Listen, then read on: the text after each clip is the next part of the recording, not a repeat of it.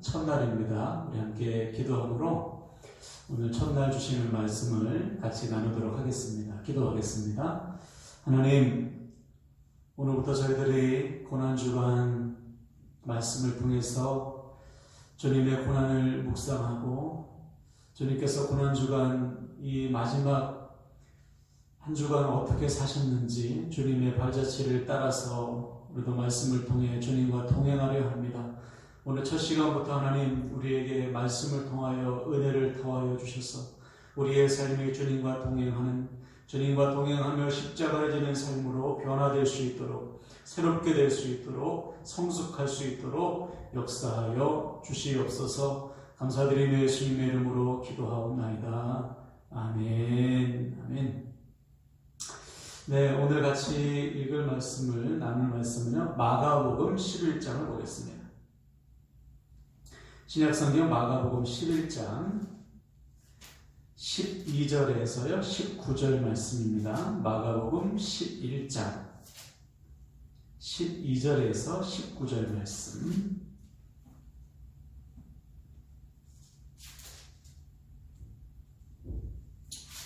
네, 찾으셨죠? 제 성경책은 73면이네요. 마가복음 11장 12절에서 19절. 우리 한 줄씩 교독을 읽겠습니다. 이튿날 그들이 베다니에서 나왔을 때에 예수께서 시장하신지라 멀리서 잎사귀 있는 한 무화과 나무를 보시고 혹 그 나무에 무엇이 있을까 하여 가셨더니 가서 보신즉 잎사귀 외에 아무것도 없더라. 이는 무화과의 때가 아니니라. 예수께서 나무에게 말씀하여 이르시되 이제부터 영원토록 사람이 내게서 열매를 따먹지 못하리라 하시니 제자들이 이를 듣더라.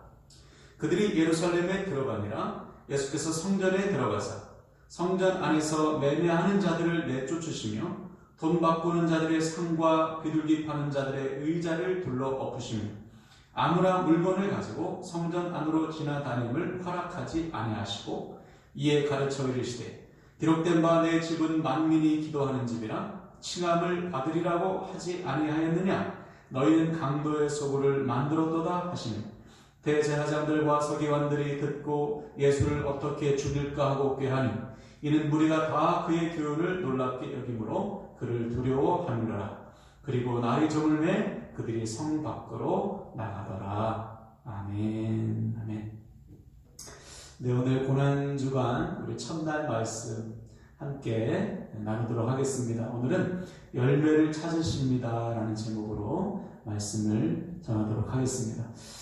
어제 우리는 종려주일을 지냈습니다. 고난주일 또는 종려주일이라고 하죠. 종려주일은 주님께서 예루살렘으로 들어오실 때 사람들이 이 종려나무가지를 흔든 것에서 붙여진 이름이라고 했어요.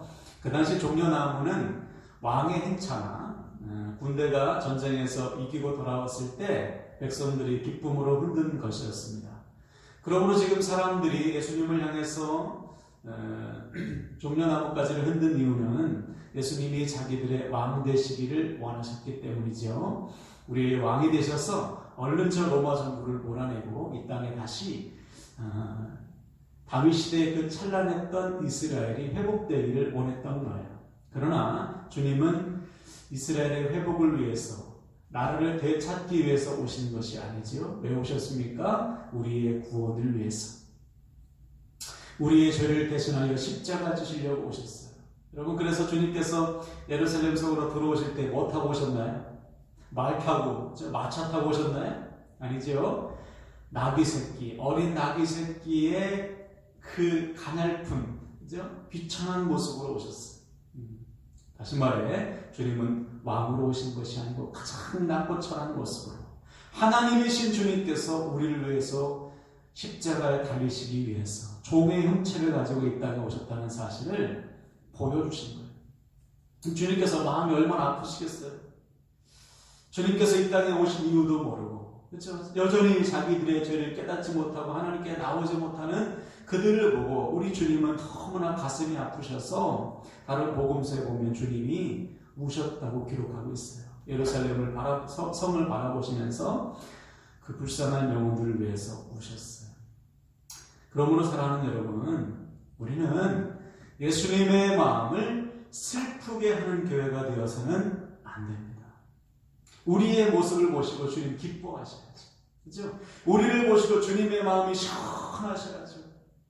우리를 보고 우시거나 우리를 보고 안타까워하시거나 슬퍼하시면 그것은 주님의 마음을 아파했던 이 당시의 사람들과 똑같습니다.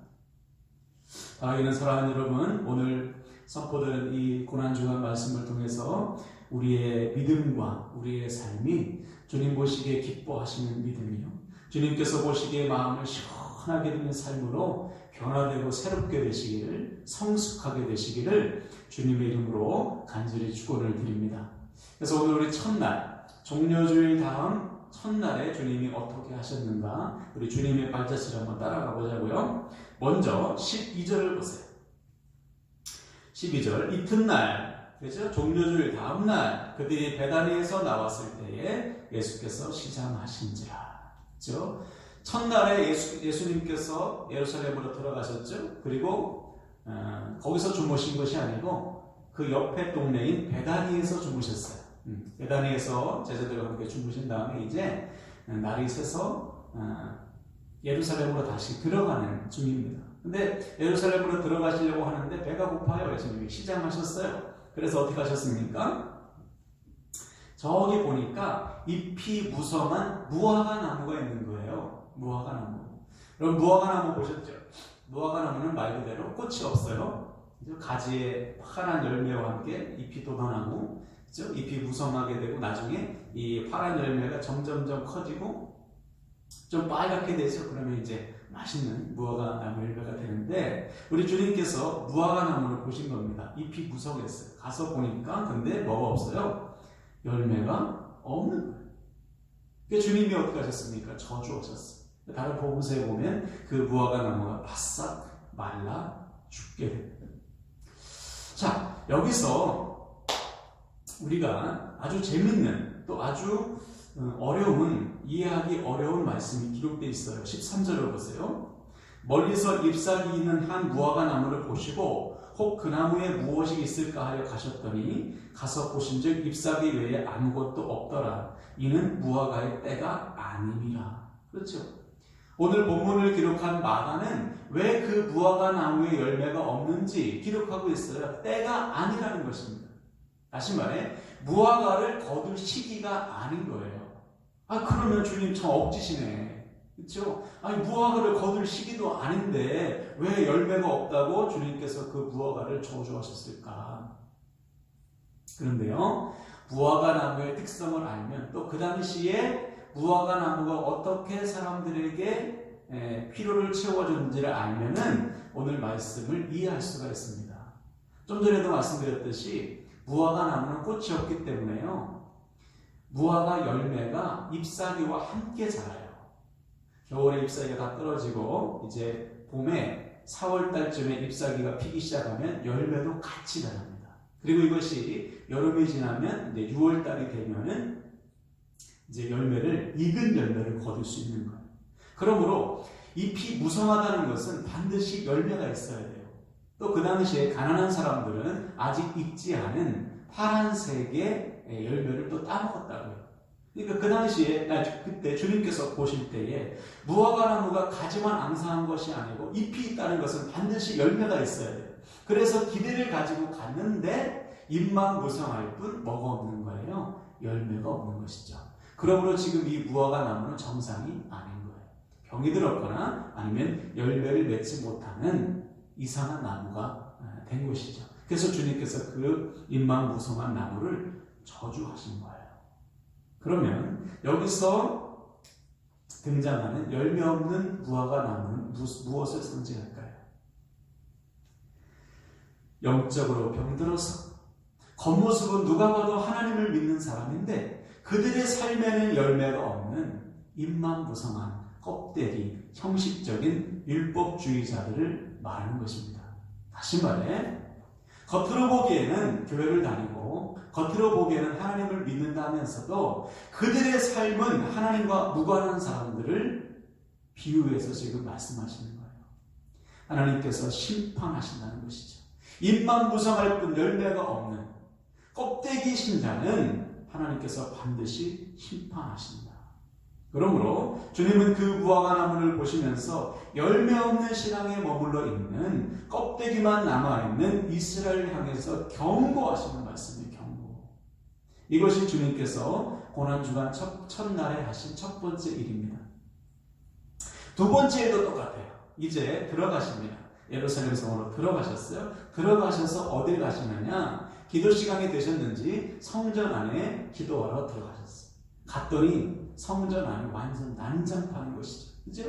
여기저기 짐승의 울음소리에 또 장사꾼들이 성전 안을 가득 메우고 있어요. 그 당시 6월절 아닙니까? 6월절 제사를 드리기 위해서 사람들이 이제 오는데 사람들이 가지고 오는 재물은 다 퇴짜를 놓는 거예요. 제사장들이. 그리고서 자기들과 계약한 상인들에게 재물을 사게 하는 것이죠. 그 사이에서 제사장이 돈을 챙기는 것입니다. 그러니 성전 안에 사람들은 가득하지만 그 안에 있는 사람들 중에 그 누구도 하나님을 향한 마음은 없는 거예요. 몸은 성전 안에 들어와 있지만 마음은 하나님께 없는 것입니다. 누구 하나 예배하지 않고 누구 하나 하나님께 마음을 다해 기도하지 않는 것을 보고 우리 주님이 너무나 분노하셨어요. 그래서 사람들을 다 내쫓죠. 장사꾼들을 다 내몰고 산을 뒤엎고, 그죠? 짐승들을 다 내어 쫓으셨어요. 그리고는 그 유명한 말씀을 선포하시는 겁니다. 17절 보세요. 이에 가르쳐 이르시되 기록된 바 내 집은 만민이 기도하는 집이라 칭함을 받으리라고 하지 아니하였느냐. 너희는 강도의 소굴을 만들었도다 하시네. 그렇죠? 믿음의 열매라고는 하나도 없고 오직 껍데기만 남아있는 사람들을 향해서 야, 하나님께서 원하시는 것은 재물이 아니야. 하나님께서 원하시는 것은 제사도 아니고 하나님께서 원하시는 것은 너희들의 형식이 아니고 마음이다. 마음을 다해서 하나님을 예배하고 마음을 다해서 하나님께 기도하는 그 마음을 받으시지 억지로 마지못해서 할 수 없이 드리는 예배는 하나님께서 받지를 않으신다. 주님께서 강하게 경고하시는 거예요. 그러므로 사랑하는 여러분, 오늘 말씀을 통해 우리는 우리의 믿음과 삶을 다시 한번 점검해야 됩니다. 혹시 우리의 믿음이 이파리만 무성한 무화과 나무는 아닌지, 열매는 없는 껍데기만 번지르르한 신앙은 아닌지 우리 자신을 돌아봐야 돼요. 또 우리가 하는 열심, 우리가 열심히 신앙생활 하잖아요. 그래도 열심히 하려고 하고, 근데 이것이 마음이 없는 나의 열심만은 아닌지, 경건의 모양은 있는데 능력이 없는 반쪽짜리 신앙은 아닌지 우리 자신을 좀 돌아봐야 돼요. 그래서 올해 우리 교회 목표가 무엇입니까? 열매로 믿음을 나타내는 교회 아니에요. 여러분, 열매로 믿음을 나타내기 위해서는 형식 가지고는 안 돼요. 마음을 다해야죠. 적당히 해서도 안 됩니다. 최선을 다해야 되는 거예요. 그것은 하나님께서 원하시는 거예요. 어제 주일에 나눴던 말씀도 여러분 기억하시죠? 주님의 십자가 고난과 수많은 사람들의 희생으로 내가 구원받았다면 나도 주님처럼 십자가 지고 나도 나에게 희생한 사람들처럼 나에게 맡겨진 사람들을 위해서 희생하는 거예요. 그때 열매가 나타나는 것이죠. 바로 이거예요. 우리의 믿음은 껍데기가 되어서는 안 됩니다. 반드시 열매로 드러나야 되고 우리의 주님을 향한 우리의 열심은 겉모습만 있으면 안 돼요. 능력이 나타나야 됩니다. 사랑하는 여러분, 오늘 주님께서도 우리에게 열매를 찾으시는 거예요. 야, 너 입만 무성해서는 안 돼. 믿음의 열매, 삶의 열매를 내가 찾는다 말씀하시는 것이죠. 또 우리 주님은 우리의 마음을 원하시는 거예요. 너 열심은 좋은데 마음이 빠져서는 안 된다. 무엇을 향한 열심이냐? 하나님을 진짜 사랑함으로 하나님께 받은 은혜가 너무나 감사해서 하나님 앞에 자원하여 드리는 우리의 헌신이 되기를 바랍니다. 그래서 이번 고난주간 통해 우리가 하나님을 더 사랑하고, 할렐루야, 하나님께 더 마음을 다해서 순종해서 하나님께서 베풀어 주시는, 하나님께서 기뻐하시는 믿음의 열매, 삶의 열매 큰 맺으시기를 주님의 이름으로 간절히 축원을 드립니다. 아멘, 아멘. 시간 우리 같이 기도하고 말씀을 마치겠습니다. 제가 기도합니다. 주님, 입만 무성할 뿐 열매가 없었던 우리의 믿음을 용서하소서. 오늘 말씀을 통해서 다시금 결단하오니 말씀대로 순종해요. 열매 맺는 믿음이 되길 원합니다. 순종할 수 있는 믿음을 주시고 담대함을 허락하여 주시옵소서. 주여, 형식만 있고 마음을 다하지 못한 우리의 게으름을 용서하소서. 오늘부터 더욱 주님의 마음을 품고 주님처럼 하나님 사랑하고 주님처럼 하나님께서 맡겨주신 사람들을 섬기고 주님처럼 사명을 감당하길 원하오니 주여 힘을 허락하소서. 감당할 힘을 주셔서 우리의 온 마음을 다해 주님께 영광 돌리는 삶이 새롭게 시작되게 하여 주시옵소서. 우리 영원한 생명이 되시는 예수 그리스도 이름으로 축복하고 기도하옵나이다. 아멘. 아멘. 여러분, 오늘도 기도합시다. 이 시간 결단하며 기도하실 때 주님, 제가 열매 맺는 믿음 되기를 원합니다. 열매를 찾으시는 주님께 삶의 열매, 믿음의 열매 드리기를 원합니다. 주님, 몸과 마음을 다해서 주님을 사랑하기를 원합니다.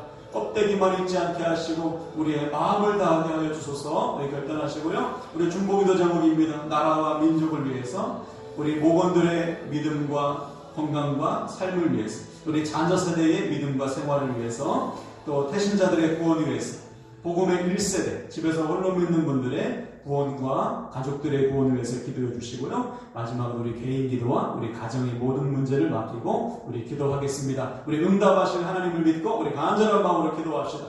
주님 아버지 도와주시고 인도하소서. 오늘도 마음을 다해서 주님 앞에 하나님 나아갑니다. 주여, 말씀을 통해서 주님과 오늘 하루 동행하게 하소서.